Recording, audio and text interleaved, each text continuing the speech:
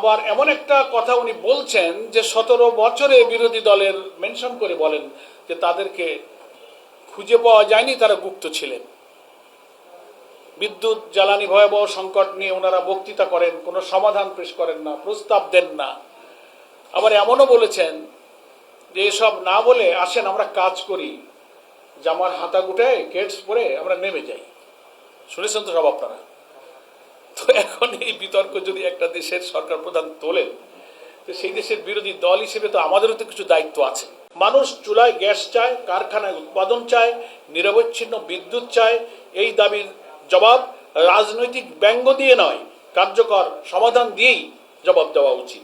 আসসালামু আলাইকুম ওয়া রাহমাতুল্লাহি ওয়া বারাকাতুহু। আলহামদুলিল্লাহি রাব্বিল আলামিন, সালাতু ওয়াসসালামু আলা সাইয়্যিদিল মুরসালিন ওয়া আলা আলিহি ওয়া সাহবিহি আজমাইন। আজকে 16ই আগস্ট এই সন্ধ্যায় বাংলাদেশ জামাত ইসলামীর কার্যালয় চত্বরে আয়োজিত সাংবাদিক সম্মেলনে উপস্থিত সম্মানিত জামাত ইসলামীর কেন্দ্রীয় নেতৃবৃন্দ, মাননীয় সংসদ সদস্যবৃন্দ, উপস্থিত আমার প্রিয় সাংবাদিক বন্ধুগণ এবং সম্মানিত দেশবাসী ভাই ও বোনেরা, আপনারা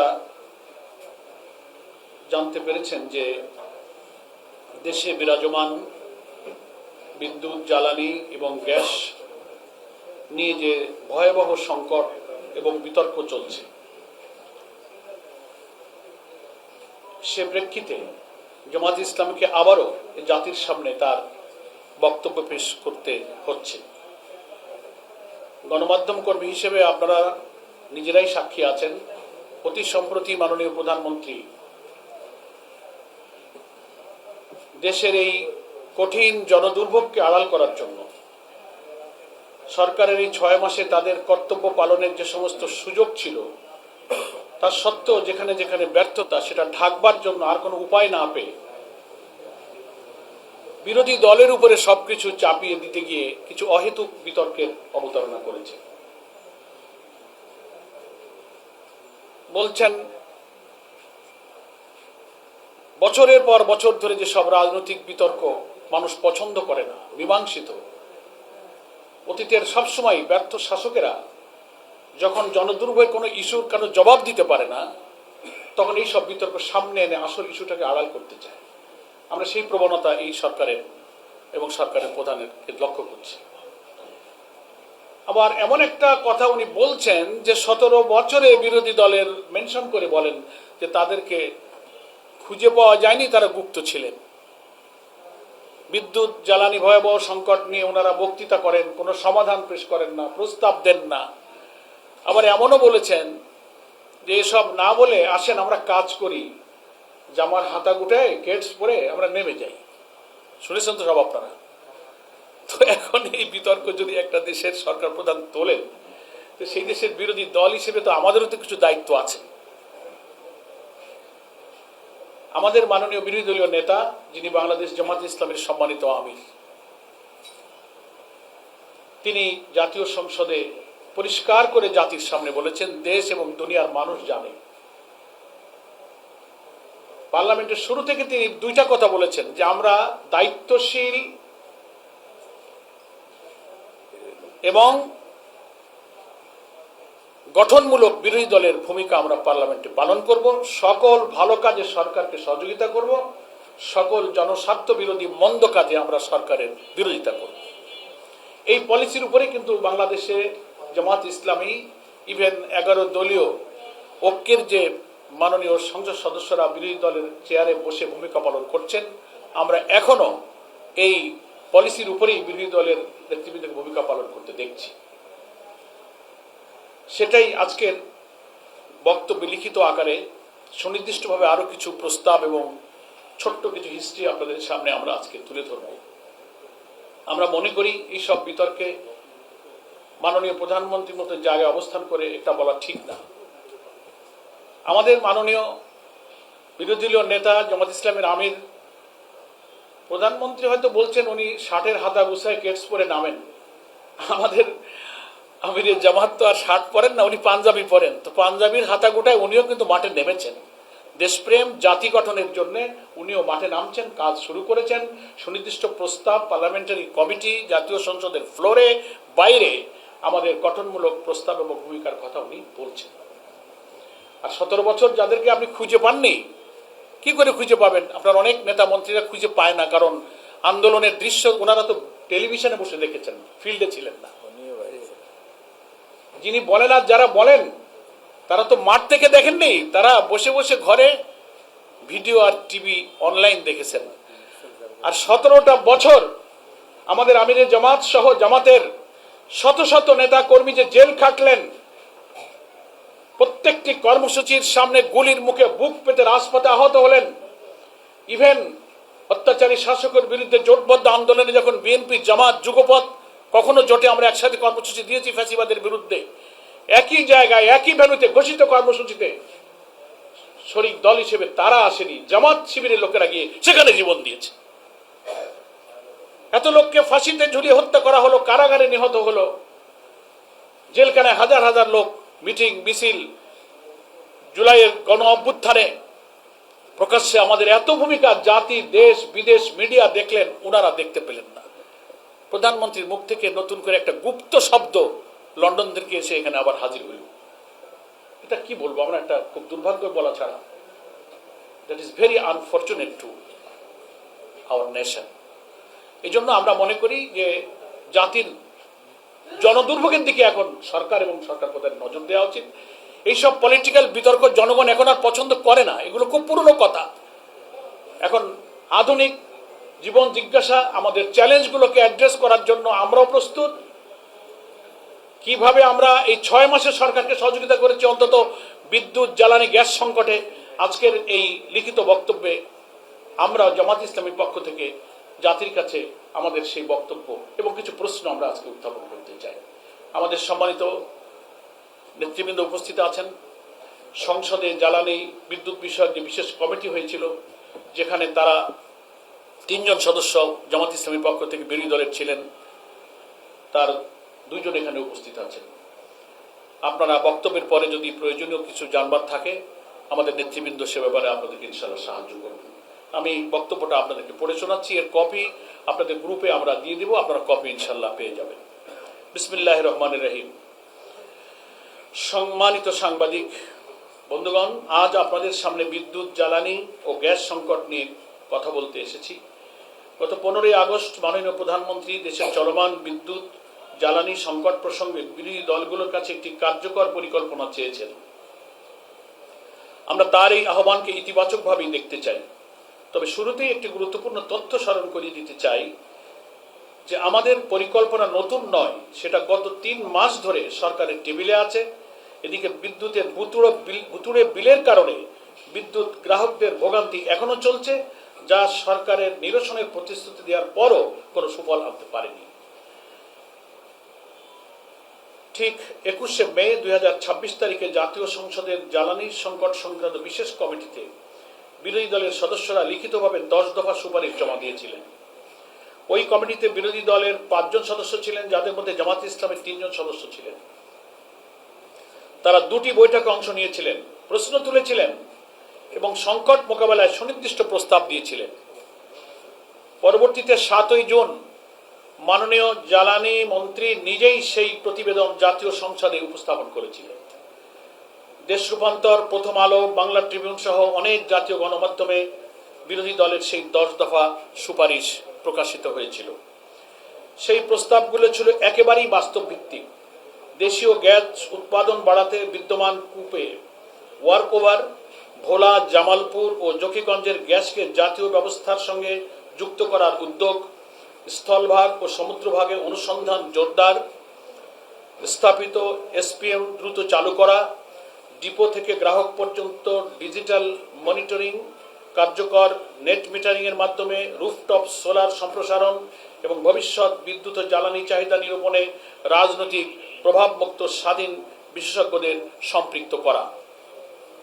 সুতরাং আজকের মূল প্রশ্নটি পরিকল্পনা আছে কি নেই সেটা নয়, মূল প্রশ্ন 21শে মে থেকে সরকারের হাতে থাকা এই পরিকল্পনার কতটুকু বাস্তবায়ন হয়েছে,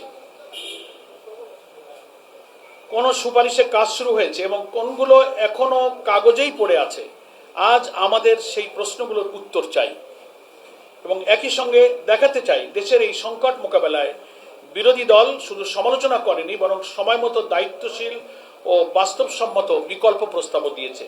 বিগত 14 আগস্ট 2026 বাংলাদেশ জামাত ইসলামের আমির ও জাতীয় সংসদের বিরোধী দলীয় নেতা ডক্টর শফিকুর রহমান এমপি এই সংকট নিরসনের জন্য জাতীয় সংসদের জরুরি বিশেষ অধিবেশন আহ্বান করতে মহামান্য রাষ্ট্রপতির কাছে চিঠি দিয়েছেন, যার কপি মাননীয় প্রধানমন্ত্রীর কার্যালয়েও দেওয়া হয়েছে।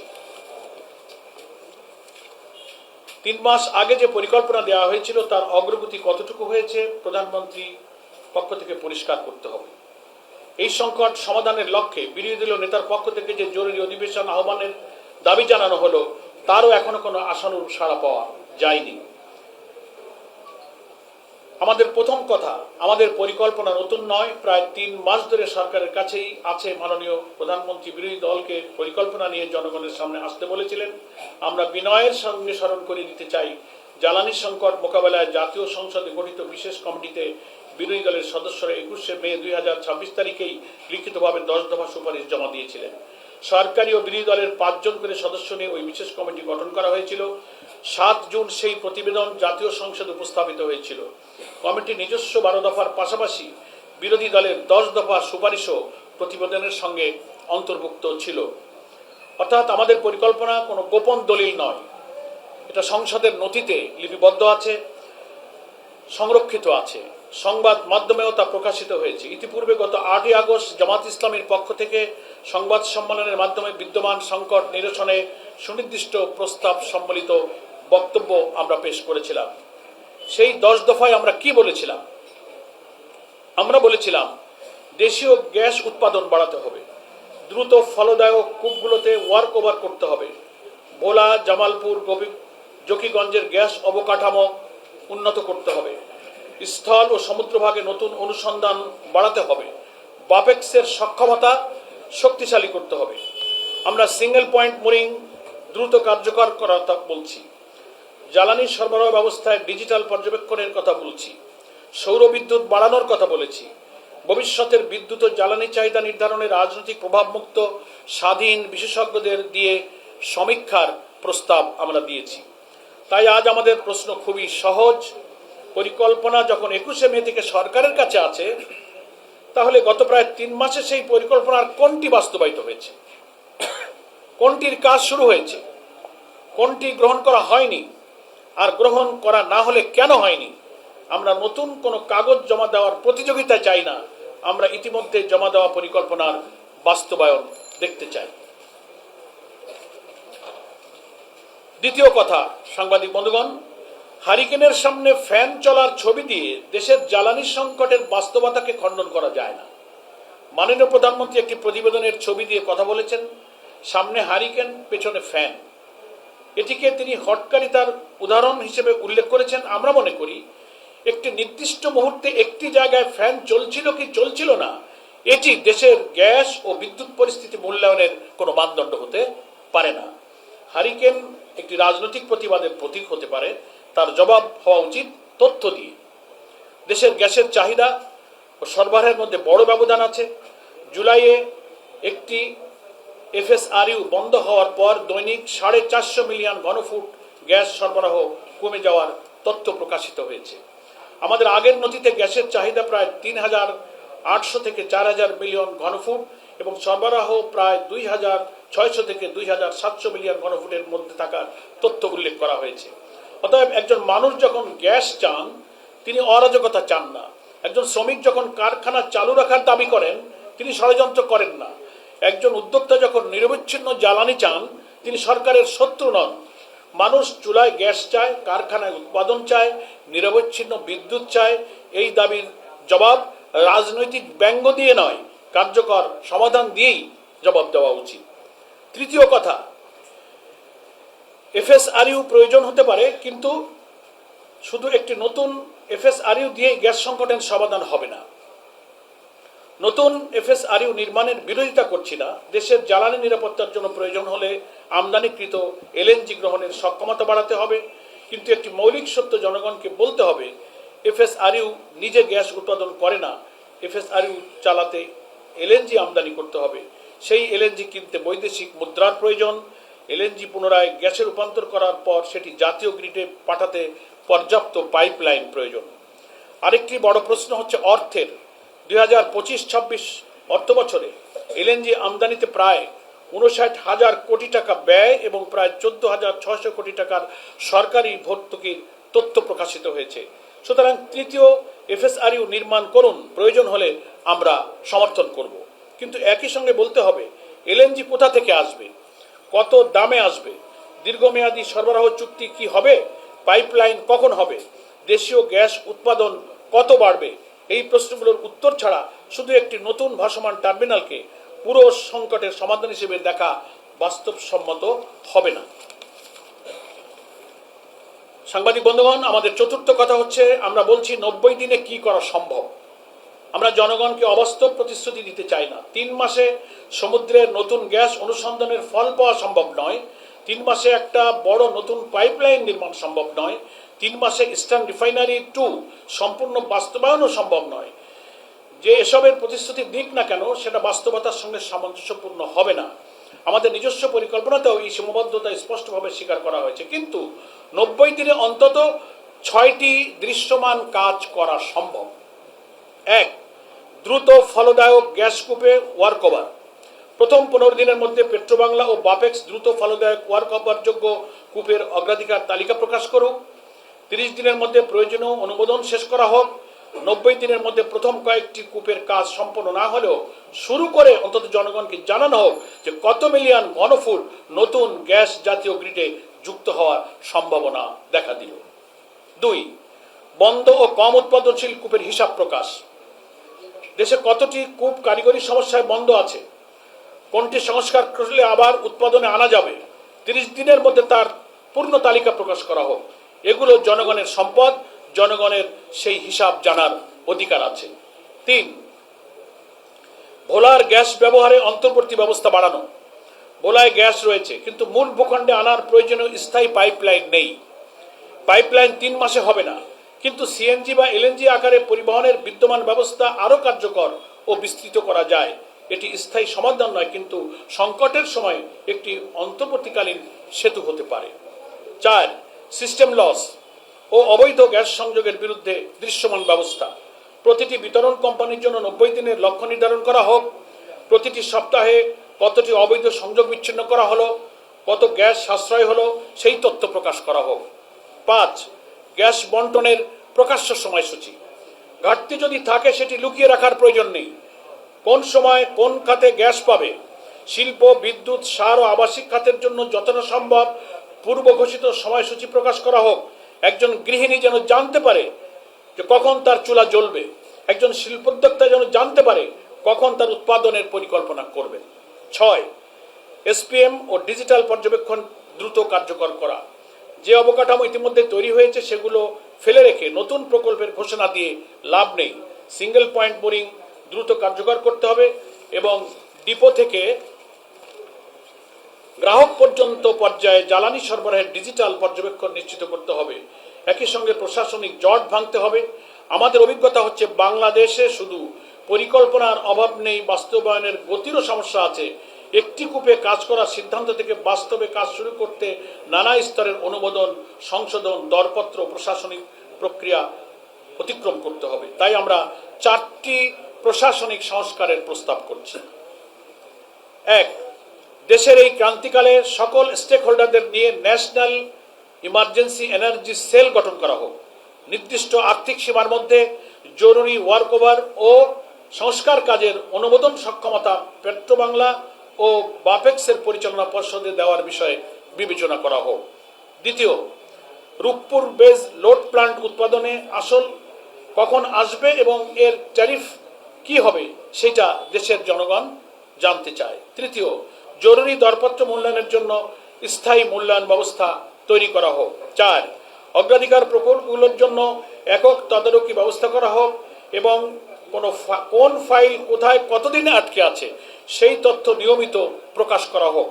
চিটাগাংয়ের মহেশখালীতে এবং পটুয়াখালীর পায়রাতে টার্মিনাল করে কথা ছিল টার্মিনাল করার কথা ছিল, সেটার আসলে কি হয়েছে আমরা কেউই জানি না। এবং খুলনার খালিশপুরে রূপসায় 800 মেগাওয়াট বিদ্যুৎ কেন্দ্রটি তৈরি হয়ে বসে থাকলেও আজ অবধি কমার্শিয়াল প্রোডাকশনে যেতে পারেনি। প্রধানমন্ত্রীর চ্যালেঞ্জের জবাবে আমাদের প্রস্তাব। মাননীয় প্রধানমন্ত্রী, আপনি বলেছেন পরিকল্পনা দিন। আমরা বলছি পরিকল্পনা 21শে মে থেকেই সরকারের কাছে জমা আছে। আপনি বলেছেন ভালো পরিকল্পনা হলে বাস্তবায়ন করবেন। আমরা বলছি বিরোধী দলের 10 দফা এবং সংসদীয় বিশেষ কমিটির 12 দফাকে সামনে রেখে আজ থেকেই একটি যৌথ বাস্তবায়ন কাঠামো তৈরি করুন। সরকার, বিরোধী দল, পেট্রোবাংলা, বাপেক্স, বিপিডিপি, প্রকৌশলী, ব্যবসায়ী ও স্বাধীন জ্বালানি বিশেষজ্ঞদের নিয়ে নিয়মিত পর্যালোচনার ব্যবস্থা করুন এবং আজ থেকে 90 দিন পর জাতীয় সংসদে অগ্রগতির প্রতিবেদন দিন।